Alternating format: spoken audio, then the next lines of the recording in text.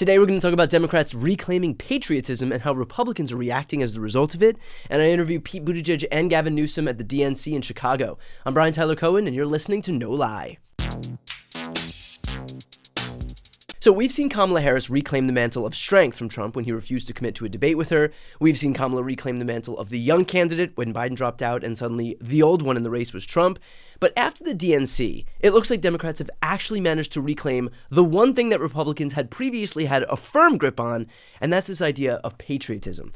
I was in Chicago for the DNC this past week, which is why my voice sounds the way it does, considering I slept 3-4 hours a night and subsisted mostly on chicken fingers and burgers. But to hear crowds of people on the left chant USA, USA, USA, to see law enforcement and soldiers on stage advocating for Democrats, to see Democrats owning the idea of freedom, in one fell swoop, over the course of, 3-4 weeks, Democrats have completely co-opted arguably the strongest element of Republican branding.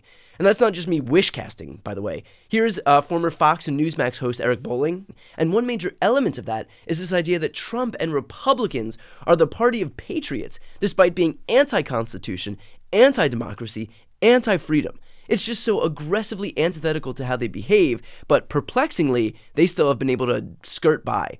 But I think that Trump just exposed the con so obviously, like he's so anti-democracy, that there was no plausible deniability anymore. You can't claim to be the party of law and order and yet run a convicted felon. You don't know what you're talking about. You're wrong. Explain to me. Let me explain it to you. Tell me what I'm getting wrong. Tell me what I'm getting wrong. When you're spending $130,000. I'll explain. Go ahead. I get it, because you're saying that there are limits to the campaign contributions somebody could make, and this has exceeded them, and then they hit it. I understand. That's his theory. However, this has been wrong from the start. Yeah. It does not amount to a campaign contribution if it is the kind of payment that could ever be made outside of the campaign context. That's not the standard. The standard is substantiality. It's not. It's substantiality. No, it's not. Yes, it is. You're wrong. Okay. No, it's not. I guess we're going to have to agree to There's been Supreme Court precedent on this. She's citing Supreme Court precedent. His most compelling argument is, let's agree to disagree.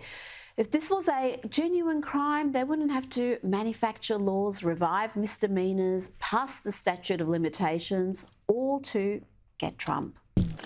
Now, just a couple of days after his conviction on trumped-up charges, President Donald Trump was in New Jersey for UFC 302.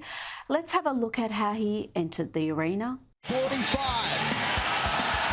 being ushered in by UFC CEO Dana White.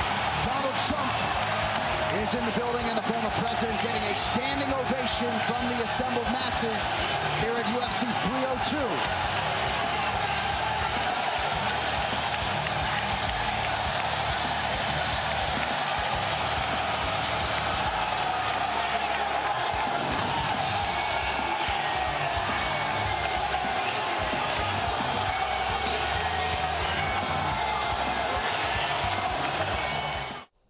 Can you imagine the reception that Joe Biden would have got? And I really should have given a trigger warning to any lefties watching. I'm sorry, but there's more. Mercedes Lewis also in the building. Former President Donald Trump. That's New Jersey, by the way, a strong Democrat state, a state that has voted for the Democratic candidate in every presidential election since 1992. But yesterday they were chanting F Joe Biden and we want Trump.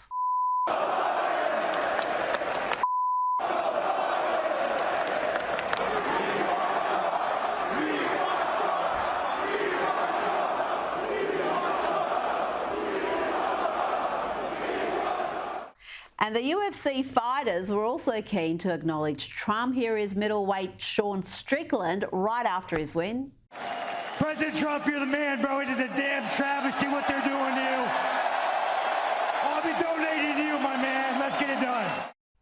And here is Kevin Holland running to Trump right after his first round win. They didn't stop the fight. Herdine's still watching it, whether it's a dislocation or a break. That's it. Boom. Yeah. Kevin Holland by submission. Oleksiejczuk immediately protests. His arm's protesting, but his arm's broken. His arm's broken. You saw when it snapped. Yeah. I mean, it's limp by its side, even though he's protesting. He's not even picking the arm up.